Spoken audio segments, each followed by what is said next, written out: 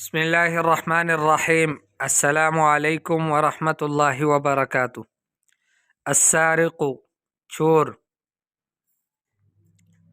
یحکیٰ فی قدیم زمانے حکایت کیا جاتا ہے پرانے زمانے میں، انہ کانت ہناک مدینۃ بعیدۃ جدا، کہ وہاں ایک شہر تھا جو بہت دور تھا، ولا یعرف بوجودها الا سکانها، اور اس کی موجودگی کا نہیں جانتا تھا مگر وہاں کے باشندے، صرف وہاں کے رہنے والوں کو پتہ تھا کہ یہ شہر ہے، باقی دوسرے لوگوں کو کسی کو بھی نہیں پتہ تھا۔ وکانت المدینۃ تعیش فی امن و امان، اور وہ شہر بڑے امن و امان میں زندگی بسر کر رہا تھا۔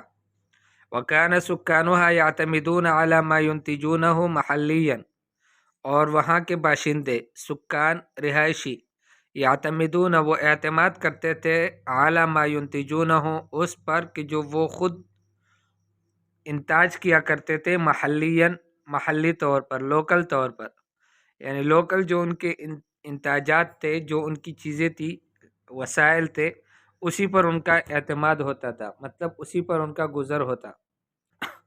دون حاجت الی المبادلات التجاریۃ مع ای مدینۃ اخری، بغیر کسی احتیاج اور ضرورت کے تجارتی لین دین کے، مع ای مدینۃ اخری، کسی بھی دوسرے شہر کے ساتھ۔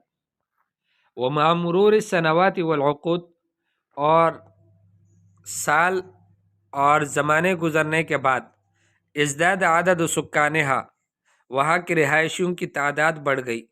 ولم يعد انتاجها يسد حاجات السکان، اور جو ان کا اپنا انتاج تھا، جو اپنا پروڈکٹ تھا، وہ رہائشیوں کی حاجت کو پورا نہیں کرتا۔ فاضطر الحاکم الی التعریف بالمدینہ، تو اس شہر کی جو حاکم تھے وہ مجبور ہوئے کہ شہر کا لوگوں کو بتا دے۔ ونشر معلومات عن جمال طبیعتها وما تزخر به، اور مجبور ہوئے تاکہ وہ معلومات نشر کر لے عن جمال طبیعتها، وہاں کی قدرتی حسن و جمال کے بارے میں، وما تزخر به، اور جو ذخیرے اللہ پاک نے اس میں رکھے ہیں، جو اللہ پاک نے خوبصورتی اس میں رکھی ہے، وہ سارا کچھ لوگوں سے شیئر کرنے کی اس کو ضرورت پڑی۔ فانتشر الخبر بسرعة البرق، پھر یہ خبر بجلی کی تیزی کے ساتھ پھیل گئی۔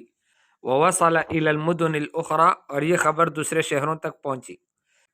فبدأ السیاح یتوافدون علی المدینۃ من کل حدب وصوب، تو سیاح لوگ آنے لگ گئے، یتوافدون علی المدینہ، اس شہر پر آنے لگ گئے، من کل حدب وصوب، ہر طرف اور ہر جانب سے۔ ومنہم من استقر للعیش فیہا، اور کوئی ان میں سے وہ بھی تھا کہ جس نے وہاں مستقل رہائش اختیار کر لی۔ وحین ذاک انتشرت عملیات سرقۃ المنازل، اور اس وقت پھر یعنی گھروں کی چوری کے واقعات بڑھ گئے۔ فطلب الحاکم من موظفیہ، حاکم نے اپنے ملازموں سے مطالبہ کیا، الی تشدید المراقبۃ، کہ نگرانی سخت کرو دو، لمعرفت السارق، چور پہچاننے کے لیے کہ چور کون ہے۔ ومرت الایام، کچھ دن گزر گئے، وتم اکتشاف السارق، وتم، اور ہو گئی، اکتشاف السارق، سارق کا معلوم ہونا، سارق گویا کہ وہ چور معلوم ہو گیا۔ فامر الحاکم بسرقۃ منزل السارق، حاکم نے حکم کیا کہ اس چور کے گھر کو چوری کر دو، کہ یحس ویشعر بخطورۃ افعالہ، تاکہ اس کو بھی احساس اور شعور ہو جائے اپنے افعال کے، اپنے کرتوتوں کی، اس کی خطورت کا۔ وفی احد الایام، اور ایک دن میں، عاد السارق الی منزلہ، چور اپنے گھر واپس آیا، فوجدہ فارغا تماما من الاثاث، تو اپنے گھر کو مکمل طور پر خالی پایا فرنیچر سے۔ فاحس بالغضب، تو اس کو غصے کا احساس ہوا، غصہ ہوا۔ ثم فکر فی قرارۃ نفسہ، پھر اپنے دل میں اس نے سوچا، ان الناس الذین یسرقهم، کہ وہ لوگ کہ جن سے وہ چوری کرتا ہے، یشعرون بنفس ما احس به، کہ وہ بھی وہی شعور رکھتے ہیں کہ جو میں محسوس کرتا ہوں. فقرر منذ ذلك اليوم، اسی دن سے اس نے فیصلہ کر لیا التخلی عن السرقۃ، چوری سے پیچھے ہٹنے کا، والبحث عن عمل شریف، اور کوئی شریف کام ڈھونڈنے کا.